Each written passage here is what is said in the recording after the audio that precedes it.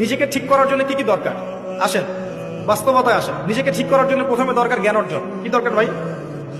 জ্ঞান অর্জনের জন্য কিছু সাবজেক্ট আছে, কিছু কনস্ট্রাকটিভ কথা শোনেন। সাবজেক্ট আছে, আপনাকে আগে আল কোরআন পড়তে হবে 1 নাম্বার। 2 নাম্বার আপনাকে হাদিস পড়তে হবে। 3 নাম্বার আপনাকে ফিকহ পড়তে হবে। 4 নাম্বার আপনাকে ইসলামের হিস্ট্রি পড়তে হবে, ইতিহাস। 5 নাম্বার ইসলামের অর্থনীতি পড়তে হবে।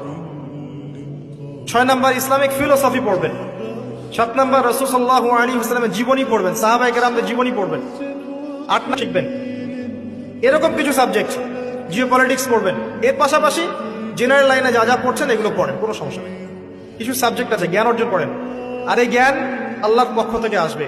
বই পড়লেই যে সবাই জ্ঞানী হয়ে যাবে এমনটা নয়, এটা ভুল ধারণা যে বই পড়লেই একটা বই শেষ করলাম আরেকটা ধরলাম, আরেকটা শেষ করলাম আরেকটা ধরলাম, এতে আমি জ্ঞানী হয়ে যাব। এটা একটা ভুল কনসেপ্ট।